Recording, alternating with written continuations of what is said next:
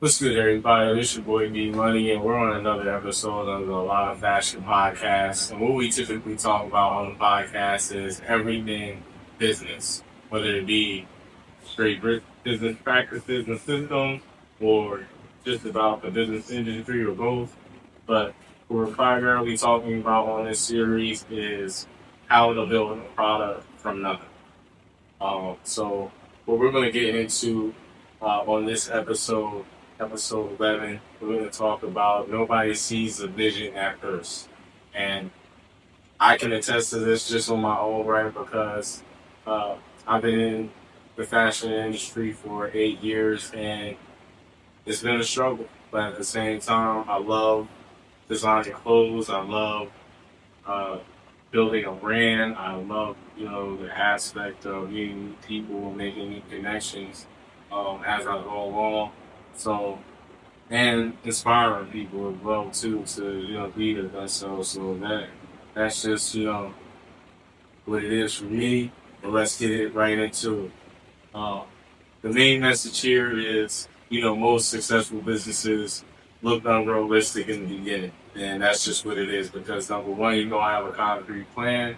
Number two, um, you don't see the things that you're gonna have to adapt to as you go along, as much as you plan for it.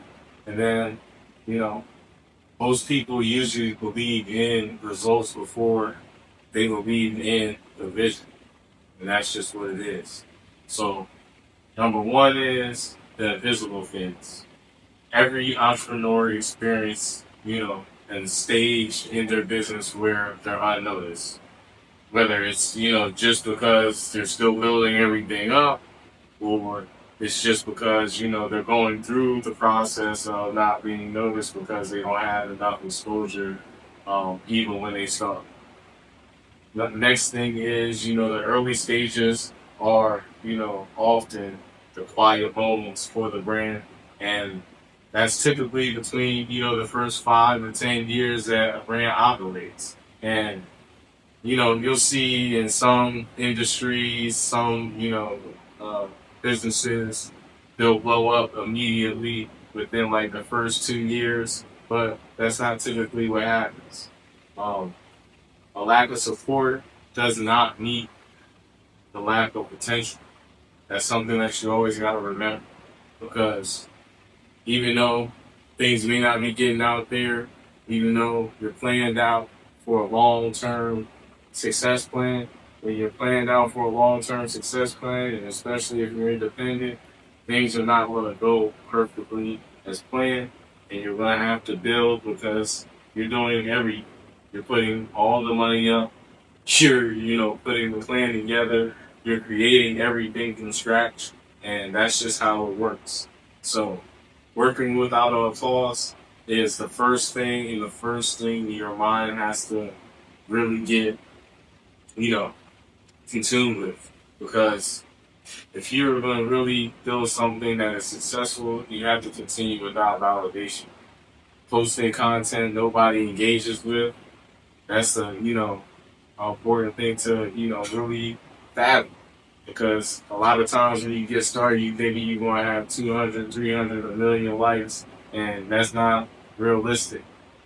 Building while people, doubt you, you got to remember, especially when, you're building something locally, a lot of people, that you went to school with, that, you played with when you were kids, a lot of your family members, a lot of people are going to, hate what you're doing because they feel like they should be doing something like that too.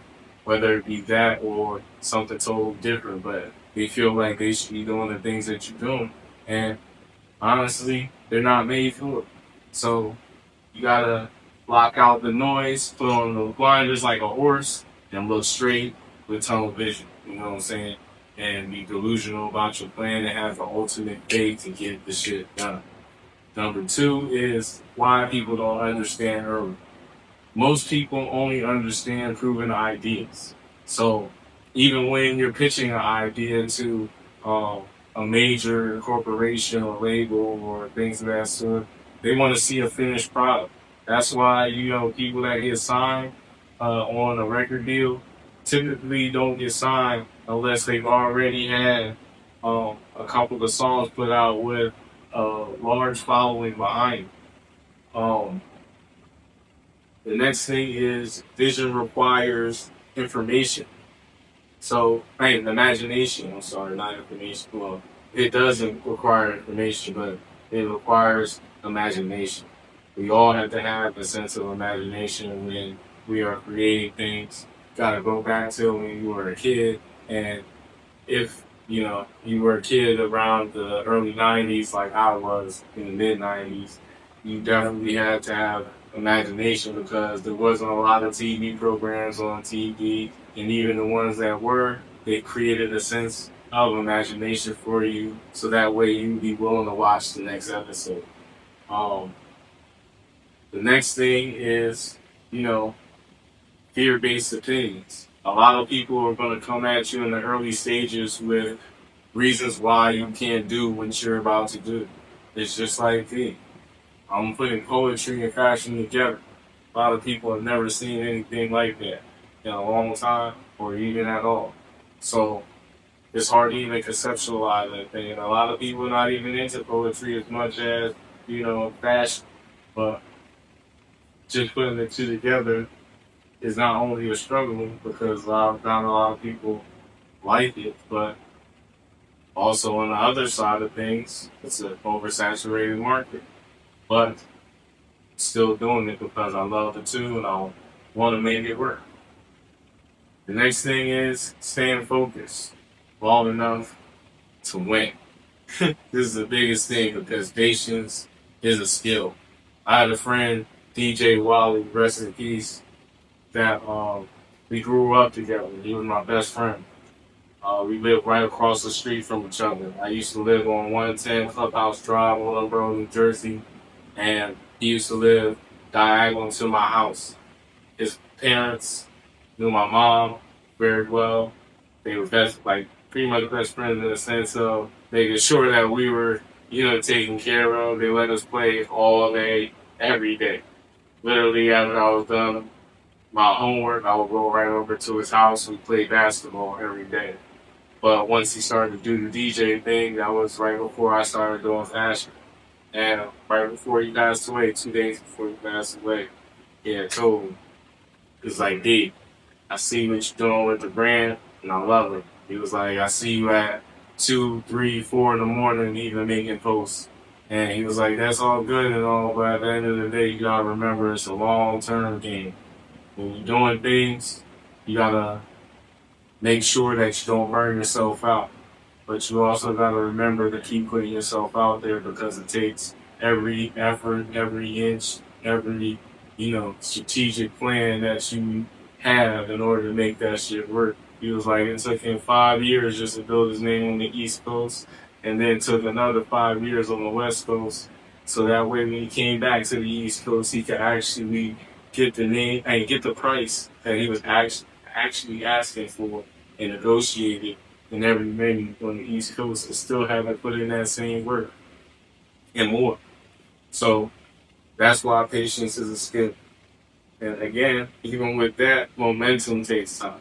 So even with all those things, it's very important that you keep the consistency because that's what creates the visibility.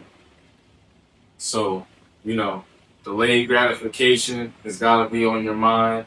Longevity and legacy has got to be on your mind. Even if you're at the smallest level or plan to be at the smallest level, that's what the goal has got to be for making long-term success and doing it without validation, even when you get validation. That's all I got to say on this episode, guys. And we got more coming for, this series. You got another few episodes that I'm getting ready to record. So make sure you stay tuned and keep visualizing your purpose.